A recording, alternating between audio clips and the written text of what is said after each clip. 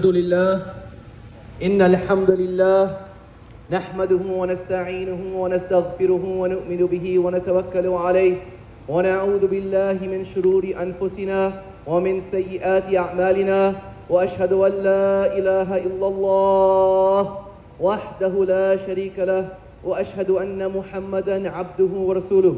We begin by praising Allah Azza wa Jal, and we seek His guidance and His assistance. We put our complete trust and reliance in Him alone. We bear witness there is nothing worthy of worshipping or obeying, of bowing to or submitting to except for Allah. And we bear witness that Prophet Muhammad sallallahu alayhi wa sallam is his last and his final messenger. يا أيها الذين آمنوا اتقوا الله حق تقاته ولا تموتن إلا وأنتم مسلمون. O you who believe, be mindful of Allah, be conscious of Allah, and be in awe of Allah in a way He has a right that we be conscious of Him. And do not allow yourself to leave this life unless you leave in a state of submission, in a state of Islam. Wabad. My dear brothers and sisters, we are witnessing before our eyes over the last few weeks a historic moment in our lives, a historic moment in the United States of America, a historic moment globally, where we are here in solidarity with hundreds of campuses, both in the United States of America and all over the world. Just today they started an encampment in Tokyo. The world has recognized, after hundreds or after 75 years of confusion, of chaos, of lies being put before them, that they are seeing the truth, and they are recognizing the horrors and the terrors associated with Zionism and the criminal state of Israel. There is unanimous amongst the people of conscience. They are united in recognizing this has to come to an end. The status quo can no longer be maintained. And that is why we are seeing what we're seeing today in terms of the opposition. Because the history of the world and the history of the Quran, that it tells us after story, is that the oppressor will never go down silently. Despite the fact that public opinion now globally has shifted against Zionism, against the state of Israel, against American imperialism, do not expect those entities to go away quietly. Rather, they will fight, they will kick, they will scream, and do everything they can do to silence, to delegitimize, and to ridicule, and paint anybody who's against their oppression as actually the oppressors. And this, my dear brothers and sisters, when I begin my khutbah today, we look at the Quran, we look at the lives of the Anbiya, the prophets, as a blueprint for what the oppressors will do and for what we are supposed to do. And I want to begin with kind of the thesis of my entire khutbah today, is what is the role of the prophets? Why did Allah Azza wa Jal send prophets to humanity? Why was there a need for there to be a Moses, a Jesus, a Muhammad sallallahu alaihi wasallam? Why was there a need for each of these messengers? Was their job to come and say, believe in God and sit quietly in your house? Say you believe in God and then just pray and count beads of dhikr in your home? Absolutely not. Absolutely not. Although this is what certain governments and certain passive entities will tell you. Secularism will tell you, your religion, you can do what you want in the confines of your own home. But when it comes to law and it comes to power, let those who have no belief in God dictate those terms. The prophets, first and foremost, they were revolutionaries. The prophets, first and foremost, were revolutionaries. They came to challenge the status quo of the societies. They came to look at the oppressor in the face and say, no, you cannot kill innocent women and children and men. No, you cannot oppress the poor. No, you cannot trample basic human dignity. This is what the story of Moses is all about. He went before the Pharaoh and he challenged them and said, you need to stop killing the children of Israel. This is what Jesus, peace be upon him, did. He came and said, stop oppressing the poor. This is what Muhammad did. He came and said, stop oppressing the people in society. That is the message of the prophets. Now one might wonder, if these were the greatest people God had sent to humanity, who had the best of character and the most eloquence in their speech, and they were clear in what they were calling to, wouldn't people just say, oh prophets, please come and take over our society. Please come and tell us how to live a life of nobility. What we found in almost the story of every single prophet was the opposite. That the oppressive power said, we will fight you, we will kill you, we will drive you out of this town, and we will smear you in every single way.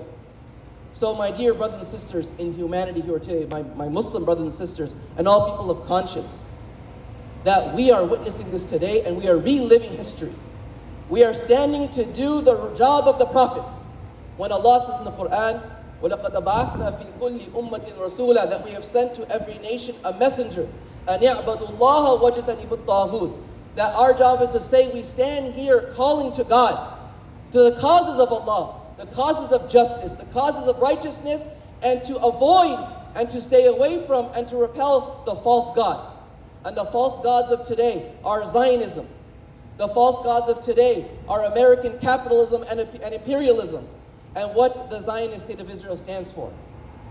And so when we're going to do this, what is the oppressor going to do? Allah gives us in the Quran that blueprint of what Pharaoh he did.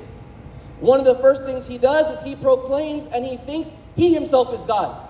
That he has a right to dictate what you can and can't say, where you can and can't stand. And he said, أَنَا رَبُّكُمُ الْأَعْلَى, that I am the highest Lord. وَمَا عَلِمْتُ لَكُم مِّنْ إِلَٰهٍ غَيْرِي, I don't know of any God except for me. And so thus, he would set the terms for what you can and can't say, where you can and can't be. And today we are seeing this exactly manifest before our eyes. We see the government of this country. We see the Biden administration. We see Netanyahu. We see the Israeli regime who believe they are gods, who can go in and infiltrate every society and say you can't say this and you can't say that. You can stand on this part of campus and on that part of campus. And they will use people to get their message across. Because they're not going to do it all by themselves. They put their proxies everywhere. They have ministers. They have politicians. Pharaoh had his Hamans. He had his Qaruns, who they were in high positions of power to set laws in place to control what everybody does. And so we're seeing today some of these laws, an anti-Semitism bill that just got passed through Congress and going through those motions. That's telling you what? If you were to criticize the Zionist state of Israel, you are anti-Semitic. Trying to quell free speech, trying to put barriers against anyone standing up to the oppression. And they will use all kinds of people. On campuses, they will use the chancellors. They will use the administrators. It's fascinating to see the doublespeak. And UCI, I want us to situate how important our campus is. The power of UCI, our previous dean of the law school, Mr. Chemerinsky, and Chancellor Gilman, they wrote the book on free speech. They wrote the book on free speech, and in there they said, in a theoretical sense, that under no means, under no situation, should free speech be controlled because speech is powerful. And they were to say that even if that speech to them was deemed as offensive, that campuses should protect that speech. And here we are today, not saying anything offensive, not saying anything inappropriate, not saying anything other than stop killing innocent people in the world. Stop investing millions and billions of dollars in war and other unethical transactions. That's what we're calling to. And it's those same deans, it's those same chancellors. In the house of Chemerinsky, they abused a pro-Palestinian sister who was just talking about Islam. His wife came and attacked her. On this campus, we'll see very soon, right, how the administrations work. We saw at UCLA what happened in the past few days. They are tools of the state. They are not here for the protection of the students in most of the situations. Sometimes there are, just like in the story of Moses, there was the mu'min from Ali Fir'aun. There will be those few who are exemplars who will say, I'm not going to bow down. And they will use people of color. They will use people who look like the oppressed to come and tell you that everything is okay. They will use the Michael Drakes, who are our previous chancellor and now the president of the UC system. They will use the congressmen who are black and brown, who are in cahoots with AIPAC. And we need to see this with our own eyes and recognize that we don't need people of color and power who are slaves to the government, who are slaves to Netanyahu, who are slaves to Biden. We will see the Qaruns, rich businessmen who don't want to jeopardize their interests and support the oppression. On this campus and in other campuses, that will be seen. And why campuses don't want to divest? Because there are rich tycoons who put pressure on them. That the millions of dollars we donate will pull that funding if you support divestment. So we can see how from top to bottom, everything is being controlled. how the media is involved in this, and the campuses will use the media. And they're here today, and they will record this, and they will take a soundbite. They're there today. They're standing in the back in their high definition. Go ahead, record everything. Because we're not scared of you or anybody else and all your lies. They will record it and try to take a soundbite and say, look at these people. Look at what they have to say. While they are murdering people all over the world. And they are dropping bombs and destroyed an entire land. And they have the audacity to say, those students who stand up peacefully, they are the agitators. And they're infiltrators, and so on, so on, and so on and so forth. But you look around, and you see who's really the infiltrator. Who is it that is controlling these institutions? How is it that when we were here 20 years ago, and people are still here today, that they say to us, the administration, you know, the Israeli government doesn't like what you're doing. We could lose funding if you keep saying this stuff. Please be quiet. Who's controlling who? Who's allowing free speech? Who's the one is controlled by the Zionist entity? Who is the infiltrator? It is the Zionists. And we need to take back, as Americans,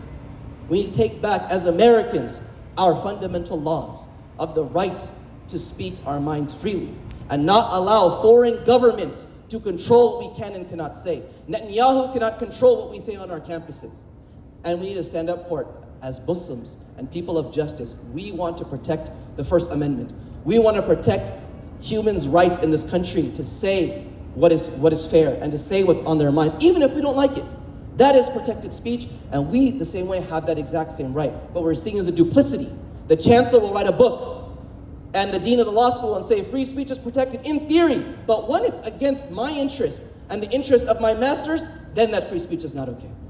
Second part of the khutbah, we'll talk about our collective role as a community and what we have to do in today's day and age. أقول قولي هذا وأستغفر الله ولكم فاستغفروه إنه هو الغفور الرحيم التائب من ذنبه كما لا ذنب له. For Allah, the one who repents from his sins is like the one who is sinless. So ask Allah to forgive us of all of our shortcomings and our mistakes.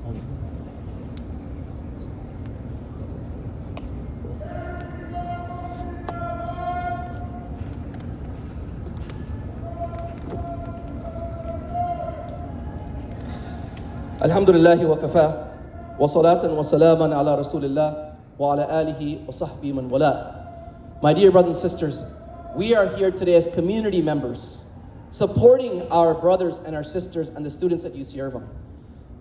From the history of America, college students have always been on the front lines, standing up for justice, being willing to speak their mind, because their souls and their minds have not been corrupted and their hearts are not tied to this dunya the way many of the adults are. Those who have mortgages, those who are in positions of leadership, are in corporations, sometimes they're scared, and that's understandable, that they don't want to lose something that's very important. They don't want to lose their homes. They want to be able to support their families. And that is why the college students are so important. They are the most important frontier in this country. They always have been, and they will be. And they will be the next generation of leaders. So we are here today as community members to support and protect our most valuable asset, which is our college students. And we have recognized over the past few weeks that neither the campus administrations nor the police departments are here to protect our students. Rather, they're here to suppress them, oppress them, and to brutalize them. They will dox them if they say things they don't like. And if that's not enough and they don't want to stop because they're being doxxed, then they will come and they will attack them. Those of us who were at UCLA last few nights, we saw this. And again, going back to infiltration, the chancellor there was in cahoots, sitting at UCLA. He should resign. We should all push for him. On the second floor, watching the students be brutalized with rubber bullets. Orchestrated from the top of the administration. Where we saw the CHP, we see the police departments. What is their motto? To protect and to serve. It's true, they are there to protect and serve. But we've been told a lie. We are told it's to protect and to serve us, the common citizens. But they're there to protect and to serve the oppressor. That is their role. And let us wake up and not be fooled about their role in society. Just like Pharaoh, he had his people. What is their job? You go door to door and you find every pregnant woman. And when they deliver, you kill their baby. They're police officers that he had. They're there to protect and serve who? The Pharaoh. And we have those people amongst us today. So why am I saying all this? We have seen this all over the country. In UCLA, we're seeing it all over. We saw it in Columbia, we see it in NYU, we saw it in Texas. The role of the administrations and the police in brutalizing the students. So when they say, why are community members here? Why is this not only students? We are here because you have failed, college administrations and police departments, to protect our students. You sent our students to the ERs. You sent them to the hospital with burns and with pepper spray in their eyes and with rubber bullets at their head and with metal barricades thrown on them until their heads were broken. So we have to stand up and protect our college students. We will stand here in Rabat. And I want to say from a religious perspective how important this is again. To be religious doesn't mean you sit at home and you pray and you fast. Actually, the Prophet Muhammad ﷺ had a beautiful hadith where he said, Salman al-Farisi, the great companion, he said, I heard the Messenger of Allah say that to spend one day and one night in the protection of the Muslims, in the protection of the people, is greater than an entire month of fasting and staying up at night, every night of that entire month. And if you were to be harmed in that cause, or to be killed in that, you would die the death of a martyr. We will stand in Rabat. We will wake up at 2 o'clock in the morning and 3 o'clock in the morning to protect our college students, because this society has failed to protect our students. And because of that failure, we are seeing a loss of confidence in those public institutions. We are seeing that the parents of the communities are saying, we don't trust the government anymore. We don't trust the police departments anymore. The police who are here, listen to this, don't be on the side of the Pharaoh. The campus administrators who are here, don't be on the side of the Pharaoh. And we will be here every day and night to protect our students. They run the show. We only are here to protect them and support them in speaking out. And not to be like the opposite we're seeing. Actually, now reports have come out today at UCLA. Who was involved in the brutality? Israeli special ops themselves put it on social media that we were working with the LA Sheriff's Department.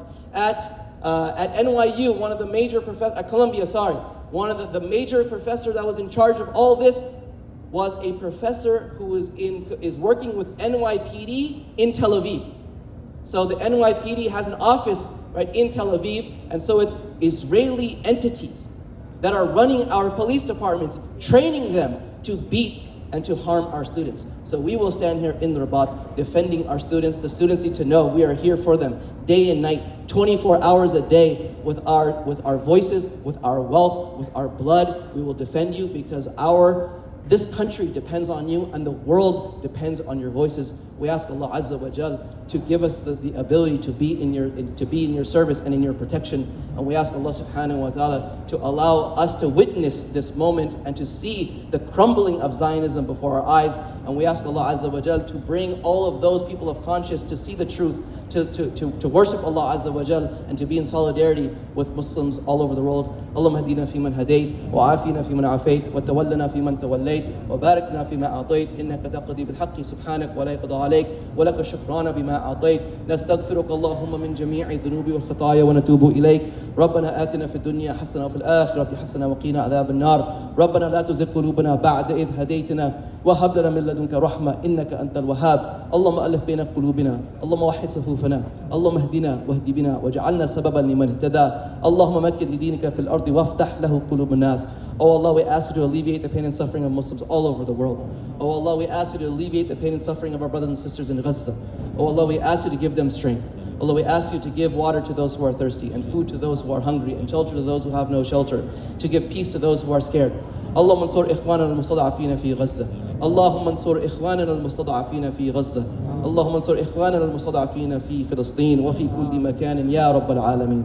اللهم عليك بالظالمين. اللهم عليك بالمجرمين. اللهم عليك بالمعتدين فإنهم لا يعجزونك. اللهم أرنا فيهم يوما أسودا. اللهم دمر أعداءك أعداء الدين. Allah, we ask you to destroy the oppressors. Allah, we ask you to show them your strength. Allah, we ask you to replace the oppressors with righteous people who will show the society that which is true. Allah, we ask you to allow us to be like the prophets, to stand up for that which is true, to speak truth to power, to be patient with its consequences. And oh Allah, the way you've gathered us here today, we ask you to gather us in the highest gardens of paradise with the prophets and the righteous and the martyrs. وَقِيمُوا الصَّلَاةَ إِنَّ الصَّلَاةَ تَنْهَى الْفَحْشَاءِ وَالْمُنكَرِ وَلَذِكْرُ اللَّهِ أَكْبَرُ وَاللَّهُ يَعْلَمُ مَا تَصْنَعُونَ. Stay with the line so that there's a walkway.